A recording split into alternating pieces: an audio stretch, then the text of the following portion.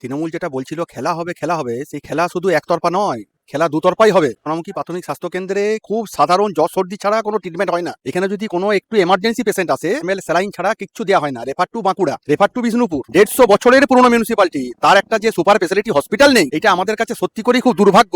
বালু খাদান সম্পর্কে বলতে গেলে তো কি বলবো, তৃণমূলের নেতারা বালি খাদান থেকে অবৈধ টাকা লুটছে। যে নেতারা কি বলবো, সাইকেল চালানোর ক্ষমতা থাকে না, সেই নেতারা আজকে স্করপিও চড়ছে। 6 কোটি টাকা সম্পূর্ণ ভুয়ন কেলেঙ্কারি বলতে গেলে তো তৃণমূলের কেলেঙ্কারি। নারী সুরক্ষা আজকে ভাবতে হয় আমাদেরকে। 300 জনের অধিক ভারতীয় জনতা পার্টির কর্মী মারা গেছে 2021 সালে। অনেক কর্মীর বাড়ি ছাড়া হয়েছে, অনেক কর্মীর বাড়ি ভাঙচুর হয়েছে, অনেক কর্মী রক্তাক্ত হয়েছে।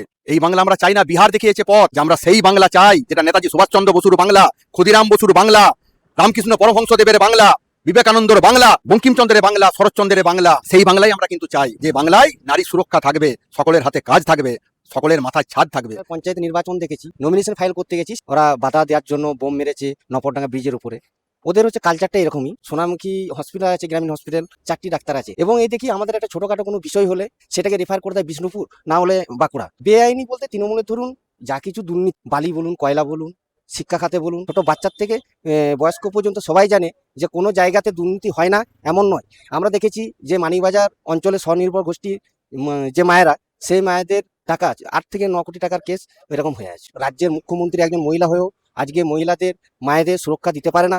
এরকম প্রশাসন আমরা আগে কখনো দেখিও না। এটা হচ্ছে কারিগর, যে আমাদের ডাক্তার তৈরি করে, উকিল তৈরি করে, জজ তৈরি করে, পরিষেবা দেওয়ার জন্য ভালো মানুষ তৈরি করে। সেই শিক্ষা খাতটাকে এমনভাবে করেছে, তার জলজন্ত প্রমাণ হচ্ছে পশ্চিমবাংলার যে শিক্ষামন্ত্রী পার্থ চট্টোপাধ্যায়, সে এখন জেলে আছে। যে তৃণমূল বলেছিল যে বদলা নয় বদল চাই, কিন্তু আমরা দেখলাম না, তৃণমূল এসে সিপিএম এরই ছেড়ে যাওয়া জুতোতে পা গুলিয়ে এখনো 2026 নির্বাচনে আপনি পশ্চিমবঙ্গের আনাচে কানাচে এই থ্রেড কালচারই দেখতে পাবেন। আপনি যদি হসপিটালে যান, ডাক্তার নার্স কেউ থাকে না, আপনি কোনো চিকিৎসা পরিষেবা পাবেন না, সঙ্গে সঙ্গে রেফার করে দেবে হয় বিষ্ণুপুর নতুবা বাঁকুড়া। এই সোনামুখী হসপিটালে না সিজার হয়, না ছোটখাটো অপারেশন হয়, একমাত্র মাথা ফেটে গেলে 2টো সেলাই হয়, তাছাড়া আর কিছু হয় না। তৃণমূল লাইনে আমরা জানতেই পারতাম না যে বালির এত মূল্য। আর আমাদের অভিষেক বন্দ্যোপাধ্যায়ের নির্দেশে, আমাদের পুলিশের তৎপরতায় সেই গাড়িকে গার্ড দিয়ে বর্ধমান, কলকাতা সব পাচার করা হচ্ছে। আর তার ফলে আমরা দেখতে পাচ্ছি সোনামুখীর যানজট এবং রাস্তাঘাট কি দুর্বিষহ অবস্থা। এর জন্য জড়িত ছিল যে সমস্ত সংঘনেত্রী, তারা সরাসরি তৃণমূলের কোনো না কোনো নেতার সাথে সরাসরিভাবে যুক্ত, এবং সেই টাকা তৃণমূলের পকেটেই গেছে। দেখুন, নারী সুরক্ষা শুধু সোনামুখী নয়, পশ্চিমবঙ্গের একই অবস্থা। সারা পশ্চিমবঙ্গ জুড়ে আমাদের নারীরা ভোগ্যপণ্যতে পরিণত হয়েছে।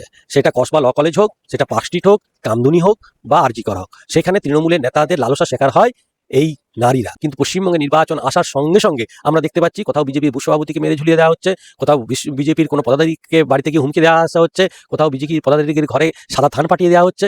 তো ভোট পরবর্তীতে যদি এই রাজ্য সরকার আবার ফিরে আসে, তাহলে কিন্তু সাধারণ কর্মী থেকে এবং সাধারণ মানুষের দুর্বিষহ অবস্থা করে তুলবে।